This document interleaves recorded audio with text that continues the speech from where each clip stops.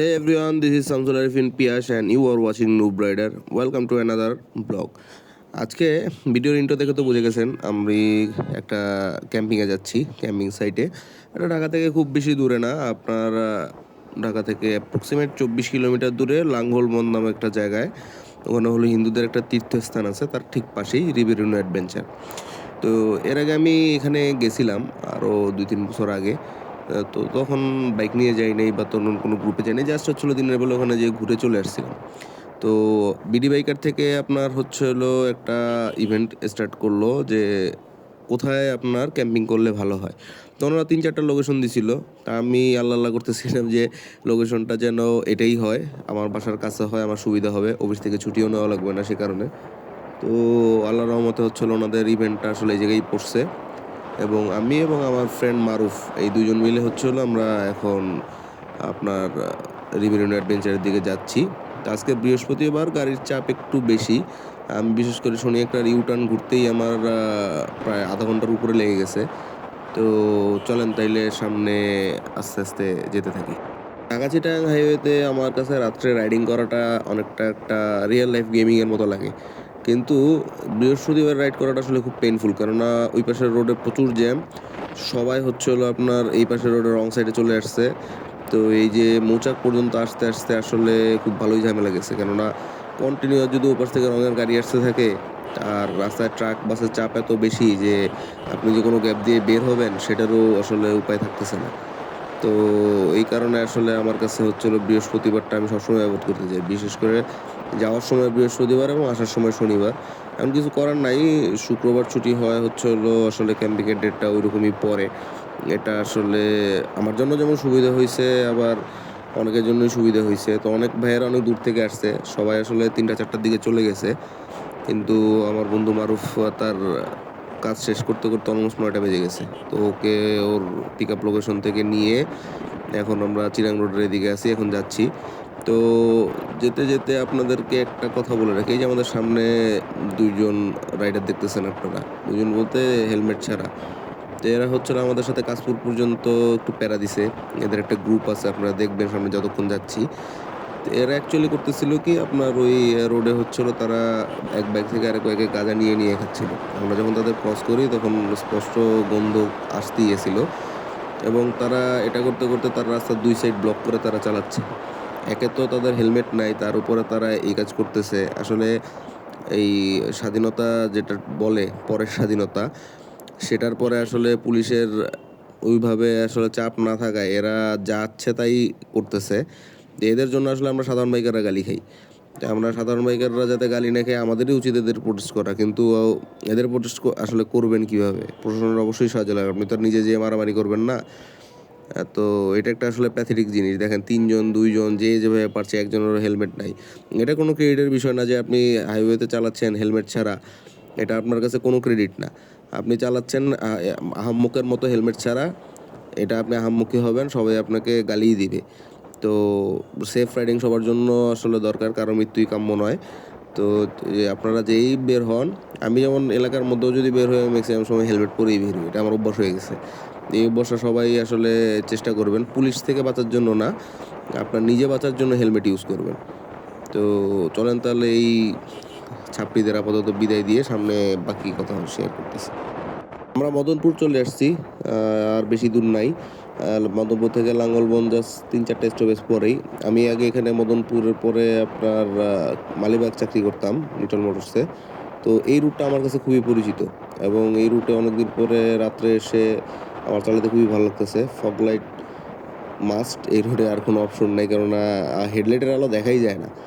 তো ফগ লাইটের আসলে অবশ্যই প্রয়োজনীয়তা আছে, আপনারা ফগ লাইট ইউজ করবেন, কিন্তু এমনভাবে ইউজ করেন যাতে সামনের গাড়ির আপনার জন্য অসুবিধা না হয়। কারণ আপনার আসলে বাইকের ফগ লাইটটা নাই করছে, আমরা এত উপরে ফগ লাইট লাগাই যে সামনের গাড়ি আসলে কিছু দেখতে পারে না। সামনের গাড়ি যাতে কিছু না দেখতে পারে এই ব্যবস্থাটা আপনারা করবেন না, আপনার নিজের দেখাটা আসলে জরুরি। তো মদনপুরের পর আমরা একটু জ্যাম পাই। তো ওই জ্যাম পার হয়ে আসলে বেশিক্ষণ লাগে নাই, আমাদের টোটাল হচ্ছে হলো প্রায় 30 মিনিটের মতো লাগছে। আর রাস্তায় একটু গাড়ির চাপ বেশি থাকে, 30 মিনিট লাগছে, না তো আরও আগেই চলে যেতাম। কেননা একটু পরপর হচ্ছে হলো হালকা হালকা ছোটো ছোটো জ্যাম আসছিল, কেননা হাইওয়ের বাসগুলি হলো বৃহস্পতিবার তো যাত্রী তুলতে ব্যস্ত। এতে আমার সবচেয়ে বিরক্তিকর কাজ হচ্ছে হলো এই ট্রাক বা লরি ক্রস করা, মানে বাস যখন ক্রস করে বা দুইটা ট্রাক যখন ক্রস করে কচ্ছপে কচ্ছপে খেলা হয়, খুব পেন। পিছনের ট্রাক হর্ন দিচ্ছে, এমন একটা ভাব যে সে হচ্ছে হলো বাইক বাস যেটাই হোক সে চলে যাবে। অনেকক্ষণ জ্বালাইছে আমাকে, কিন্তু আলটিমেটলি তার রেজাল্ট জিরো, কেননা সে বাইকার বাসার আগে কখনোই যাবে না, সে তার তেল বাঁচাবে। আর আরেকটা প্রবলেম হলো রাতের বেলা রাইড করলে দেখা গেছে আপনার, আমি যে কোনো একটা জিনিস ক্রস করছে কোনো একটা গ্যাপ দিয়ে চলে যাব, প্রবলেমটা হলো যে রং সাইড দিয়ে রাতের বেলা প্রচুর গাড়ি আসে, অটো টটো আসে, অনেক সময় আপনার হেডলাইট নিবেই আসে। তো যদি আপনি দেখতে না পান একটা অ্যাক্সিডেন্টের ভালো সম্ভাবনা সেক্ষেত্রে হয়ে যায়। আমরা অলমোস্ট চলে আসছি।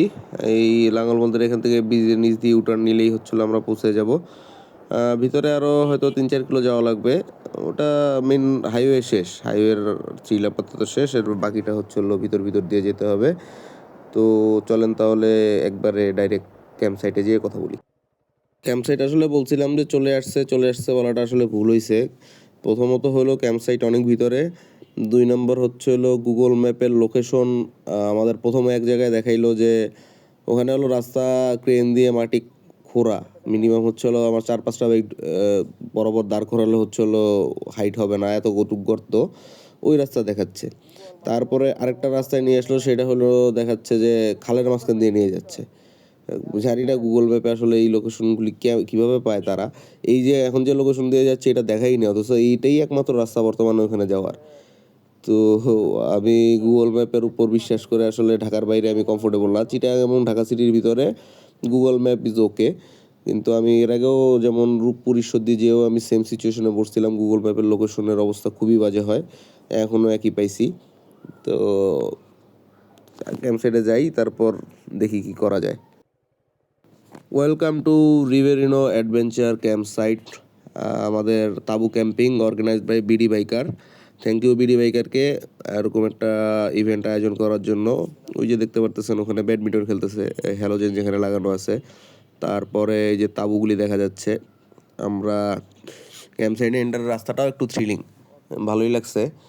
প্রবলেমটা হচ্ছে হলো আসলে আমাদের মেইন সমস্যা হলো বালু। এখানে হচ্ছে হলো প্রচুর বালু, বাইক আপনার ডাবল স্ট্যান্ডও করা যায় না, আবার সিঙ্গেল স্ট্যান্ড করলে কিছু দিয়ে রাখা লাগে না, হয়তো হলো ডেবে যায়। তো চলেন আগে ক্যাম্পিংয়ের মজা এনজয় করি, বাকি কথা তখন হবে। ক্যাম্পে পৌঁছানোর পর সবচেয়ে খুশি সংবাদ হচ্ছে হলো সবাই খেলাধুলা শুরু করে দিল, আমরা সবার লাস্ট পার্সন নই, এবং তাঁবু কিছু খালি ছিল, তো আমরা তাঁবু পাচ্ছিলাম না। পরে আমরা পছন্দ মতো একটা তাঁবু পাই, কারণ ওটায় বালিশ না থাকে কেউ নিচ্ছিল না। পরে আমরা অন্য তাঁবু থেকে বালিশ নিয়ে এসে হচ্ছিল যে এই তাঁবুটা আমরা অ্যারেঞ্জ করি। তো এটাই আমরা ছিলাম। আর আমরা লেট হয়ে যাওয়ার কারণে আসলে যাওয়ার পরপরই খাওয়া দাওয়া শুরু করে দিতে হয়, কেননা আমরা অনেক পরে পৌঁছাইছি। এরপর রাতের বেলা আমরা পিলো পাসিং থেকে শুরু করে আপনার মোরগ লড়াই, আরও বারবিকিউ আয়োজন ছিল, অনেক কিছুই করছি। তো করতে করতে দেখা গেছে যে আপনার ঘুমাইতে ঘুমাইতে 4টা পার হয়ে গেছে। পিলো পাসিংয়েও আসলে জিততে পারি নাই। আপনার এই যেভাবে লাইটিং করে হচ্ছিলো মোরগ লড়াইয়ের জন্য আয়োজন করা হয়েছিল, ওইটা তো ফোর্থ হয়ে বিদায় নিতে হয়েছে। আসলে ওই স্টেমিনা এখন আর নাই। আর এই যে বারবিকিউ চলতেছে, বারবিকিউ মোটামুটি ভালো ছিল, খাওয়া দাওয়ার আয়োজন ভালো। তাদের রাতের খাওয়ায় হচ্ছে হলো একটা আস্ত আপনার তেলাপিয়া মাছ সাথে আলু ভর্তা, এই বারবিকিউর সাথে হচ্ছে হলো 2 পিস পরোটা, আর হচ্ছে হলো সকালে হচ্ছে হলো খিচুড়ি আর ডিম ভাজি।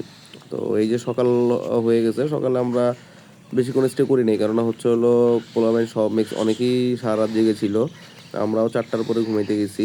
তো প্রবলেম যেটা হয়েছে আসলে সারা রাত মানে আদো আদো ঘুম হওয়ায় 4 ঘন্টার মধ্যে ধরেন 1 ঘন্টা ঘুমাইছি। তো শরীর আসলে টায়ার্ড ছিল।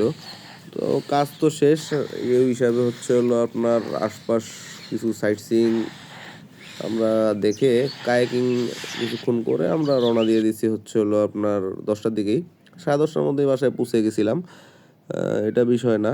তো এই যে সবাই কাছ থেকে এখন বিদায় নিতে আসলাম, সাথে হচ্ছে হলো আপনার ব্রহ্মপুত্র নদের আপনার কিছু ভিউ আমরা আপনাদের দেখাইতে নিয়ে আসলাম। দেখেন সকালবেলা আমাদের ঢাকায় এখনও হালকা শীত পড়া শুরু হয়েছে, কিন্তু কুয়াশার কিন্তু আমরা এখনও দেখা পাইনি। এই জায়গায় কিন্তু প্রপার কুয়াশা। আর ওই যে দূরে দেখেন হচ্ছে হলো আপনার কায়াকিং করতেছে আমাদের সাথেরই, আর এই যে কায়াকিংয়ের একটা বোট রয়ে গেছে।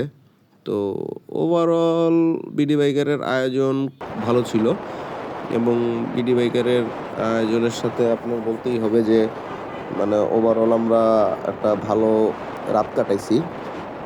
কেননা ঢাকার আশপাশে আসলে একদিন ছুটিতে যে আসলে বাইকে করে অন্য কোনো জায়গায় যেই আসলে ভালো লাগে না, খালি রাইডই করা হয়।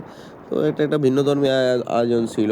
অনেক দিন পরে হচ্ছিলো একটা ক্যাম্পিংয়ে যেয়ে ভালোই লাগছে। খালি প্রবলেমটা হচ্ছে হলো এখানে প্রচুর ঠান্ডা, রাতের বেলা প্রচুর কুয়াশা পড়ে।